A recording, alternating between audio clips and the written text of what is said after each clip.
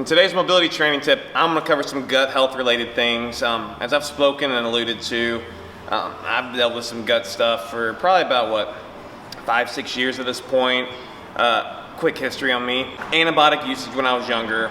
Also my immune type. Okay, so I don't know if it's type A or type B, but basically when my immune system gets funky, I tend to fall into a histamine allergic response or upper respiratory infections, okay?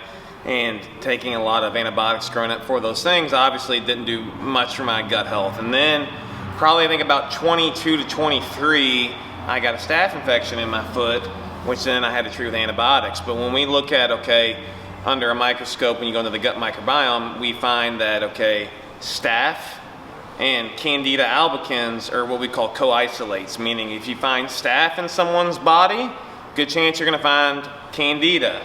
Okay, now we all have Candida albicans in our body, but specifically when it gets out of whack from either a staph infection or say antibiotic usage, Candida increases, which means we have an unbalanced amount of yeast in our gut, which can lead to things like bloating, brain fog. Underlying that is probably what we call leaky gut, which is basically the permeability of our gut. Our immune defense is where we're basically getting mycotoxins and pathogens in our small intestine. It's breaking through and making our alarm system go off, aka our immune system. It's overreacting, which could mean allergy-based responses, systemic inflammation, like I mentioned, the brain fog. And I've dealt with this for years. I've gone the normal medical route. I really haven't been able to figure it out until I've taken it in my own hands. I'm still not perfect. But a few things that I've kind of found. One, obviously if I were to just eat mainly meat and maybe vegetables, but vegetables in the sense of probably having them in a smoothie variety, vegetables for me don't digest well if I were to eat them. And so what I've learned is digestive rest is something I respond really well to, meaning, okay, fasting, intermittent fasting, maybe over 14, 16, 18, 20 hours. But as someone that has to, okay, coach, teach, be an athlete, expect a lot of my body, I need fuel. So yes, although my gut maybe responds well and my inflammation responds well to basically eliminating eating windows and keeping it mainly protein based and removing processed foods of any kind, good rule of thumb, but there's times where I just need freaking food. And as such, it's sometimes hard for me to balance between, okay, balancing my gut health, but also just my energetic output as a human and as a high performer physically, okay? And this supplement from Dr. Ruscio has been a game changer. So it's Elemental Heal. It's kind of like a product review right now. Basically what this is pre-digested, basically food. So 4 scoops, it tells us that we basically have 370 calories. So that equates to a smaller meal.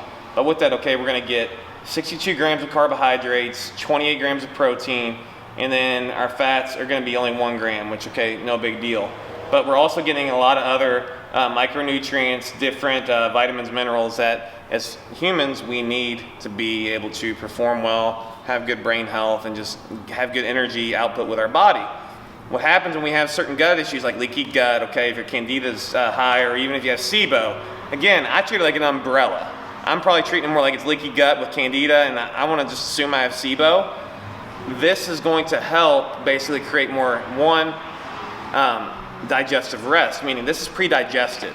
So when I have this, say, in my coffee, I have these 4 scoops in my coffee here in just a little bit, my body is still fasting. I might have an insulin response, meaning my body's like, oh, it's getting food, but in terms of my gut having to work and take, break down, it doesn't have to do any breakdown for this, which is exactly what I want. So I'm getting fuel without actually stressing my body. So for me, I'm at the gym late at night. I don't leave here till probably 9 p.m. Eastern time. A lot of times I'm not having dinner until 9:30, 10 o'clock. It's just part of my life, okay? As such, then I respond well to 16-hour fasting windows. But typically between 10 a.m. and 11 a.m. is when I'd like to get a meal of some sort, okay, for energetic output with training, okay? It's just what my body typically likes. But that really only puts me in a 12-hour fast. If I have this as my breakfast, that puts me at then my next meal typically being about 2 p.m. And that gets me into a 16-hour fasting window. And I also could use this, say, as my third meal. It's where then I'm getting even a little bit more digestive rest and ability to get good things in my body that maybe I can tell just anecdotally. I haven't had research or numbers showing on my ability to absorb nutrients. I am 95% certain that I've had malabsorption of nutrients when I am eating food. It has gotten better. This is a way for me to get things that maybe when my body is trying to digest food and actually absorb it, I'm not getting. And so this is a great tool. Again, it's for health. It doesn't taste bad. I'd say it's actually above average compared to different protein supplements. But at the end of the day, you're just getting really good stuff. You know, so I would look into this, even if you're maybe not having gut issues, but maybe you want to have more fasting windows, but continue to get fuel. Okay, if you just want to be nicer, you know, get more autophagy, meaning, okay, natural breakdown of maybe bad cells in your body is a good way to add this into your routine. So check it out, Elemental Heal. You can find it, Dr. Ruscio, R-U-S-C-I-O. He's all over YouTube. He's all over the internet. He's more well spoken than I am, obviously, as I just tried to say that. So try this out. Good opportunity to, I think, make your body, your brain fire a little bit better. Thank you.